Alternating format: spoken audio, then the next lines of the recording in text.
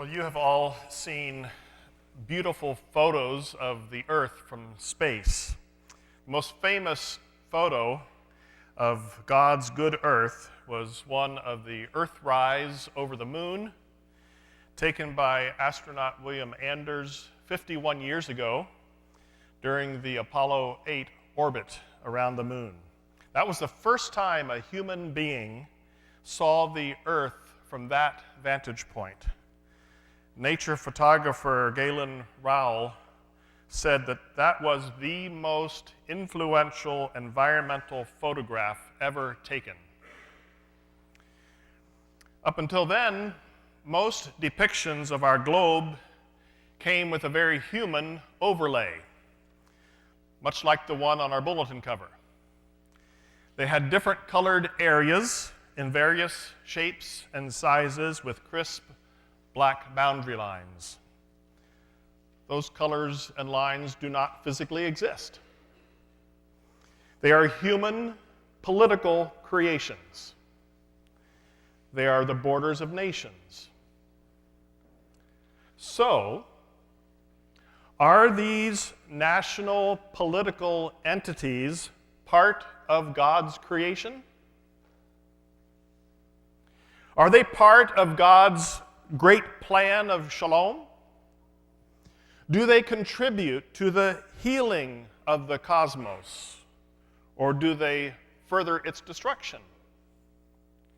How should we, people of God, view these nations? As instruments in God's hands? As enemies of God? Or as something in between? It seems to me that we cannot be good citizens of this earth and care for it adequately without coming to love and appreciate both depictions of our globe: the view from space and the global political map. We are organized into nations. God has ordained it to be so. The Apostle Paul, in his sermon to the Greeks in Athens, which we heard a few minutes ago in Acts 17, said, "From one ancestor God made all nations to inhabit the whole earth, and God allotted the times of their existence and the boundaries of the places where they would live." So, Paul contends that God drew the map, so to speak.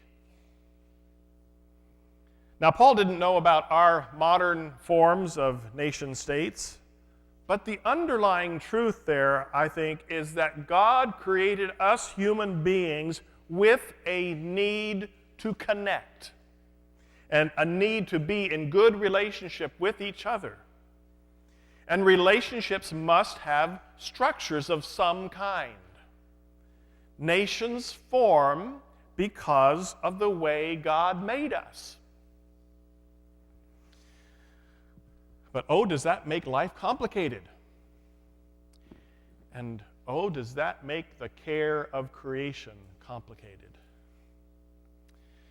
And today, to make matters worse, we live in an age of hyper-nationalism. Nations set their national priorities according to short-term self-interest, usually measured in dollars or euros or pounds or rubles, rather than measuring by the good of all people or the health of the planet. In our country, we hear "America first" chanted all the time. As a nation, we are withdrawing from one international treaty after another, economic and environmental treaties, because we say they are not good for us.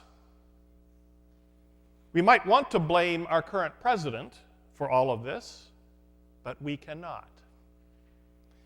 American politics is not unique in this regard. The same "my country first" ideology is echoed in the UK with Brexit, and in Italy and Spain, Hungary, India, Brazil, Philippines, China, and many, many more, where nationalist parties and personalities are on the rise.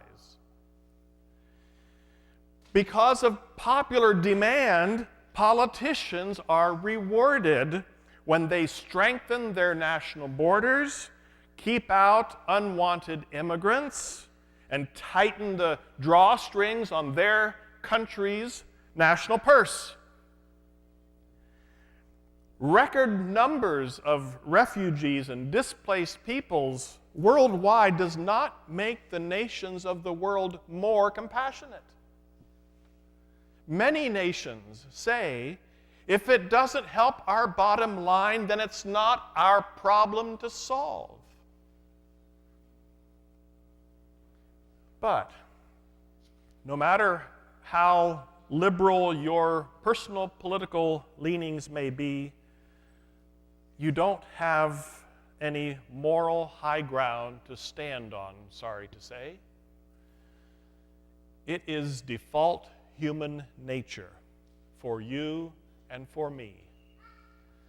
We all do it when we're under stress. We turn inward. We circle the wagons.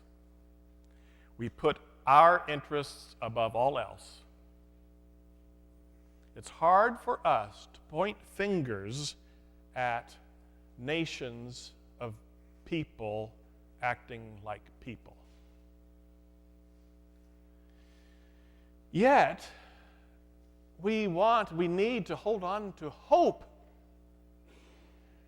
Why? What gives us hope in the face of growing nationalism around the world? Is there any picture of the future where nations collaborate with God for God's purposes instead of working actively against God's purposes? Well, if we read much of world history, it becomes clear that no earthly empire is an eternal empire. They rise and they fall again and again. And according to the psalmist, God watches over it all observant. God sees all the nationalistic rumblings going on, even now. God hears the chants, America first, Britain first, Italy first. And God looks down, perhaps with a bit of divine amazement. Listen again to part of Psalm 33. Let all the earth fear the Lord. Let all the inhabitants of the world stand in awe of him. For God spoke, and it came to be. Yahweh brings the counsel of the nations to nothing. God frustrates the plans of the peoples. The Lord looks down from heaven and sees all humankind. From where he sits enthroned, he watches all the inhabitants of the earth and observes all their deeds. A king is not saved by his great army. A warrior is not delivered by his great strength. The war horse is a vain hope for victory. Or to put it even more bluntly, there is Psalm 2. Why do the nations conspire and the peoples plot in vain? God who sits in heaven laughs, and the Lord has them in derision. Now, I don't believe that we can take from these texts that God doesn't care about the nations, or that we shouldn't care or shouldn't call the nations to something greater. But what seems to anger God, and what we should be concerned about, are nations who actively undermine the loving and life-giving and righteous and just and compassionate ways of the Lord, and act instead for their short-term gain and their self-interest. We, as God's people, do not need to buy into that ungodly thinking. Just because we live within the boundary lines of a nation that does. We are not being disloyal or unappreciative or treasonous or anything like that when we call our nation and we call other nations to higher standards of morality.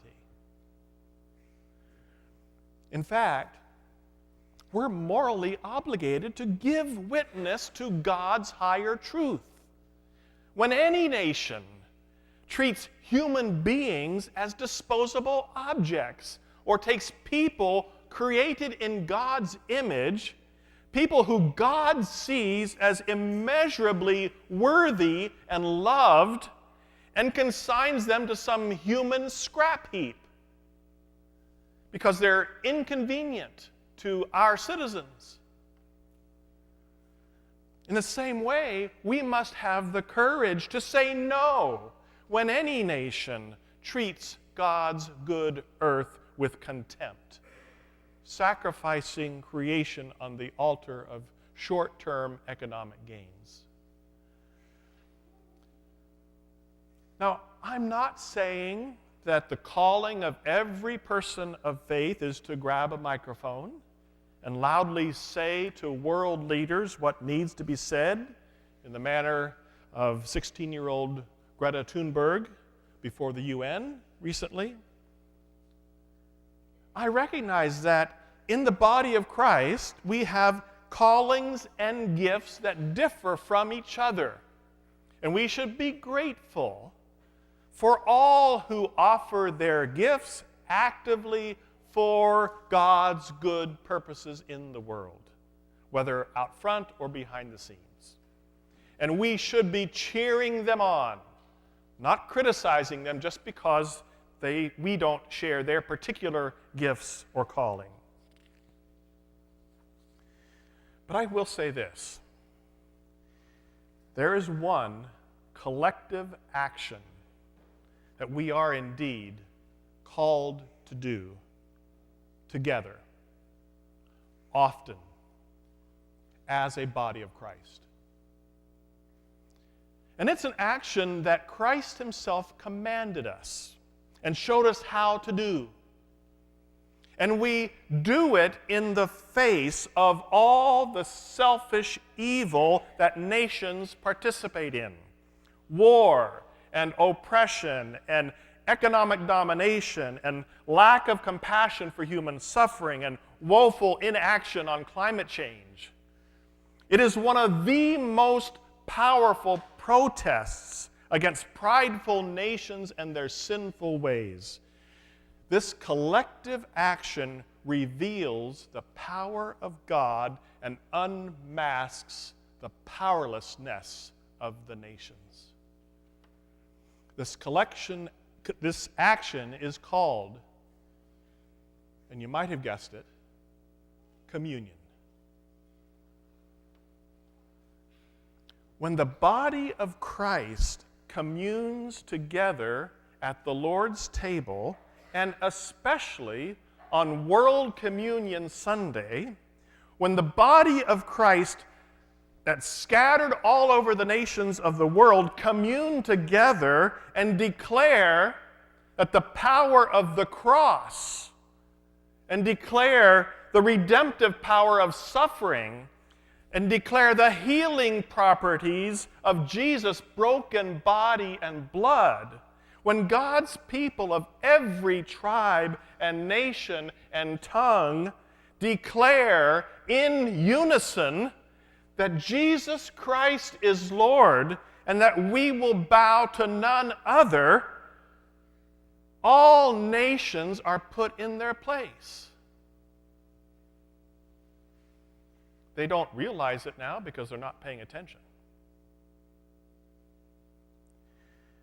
But the message of Jesus' body and blood, which gathers the disparate faithful from all nations and tribes and makes of them one new peoplehood, one new everlasting kingdom of our God, this message shames the power of the nations, as God intended.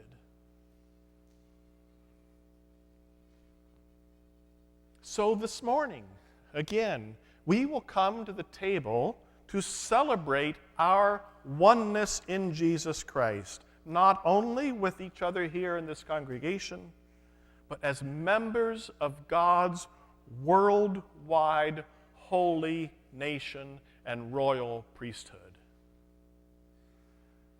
So let us do so in humble gratitude that this is all God's doing.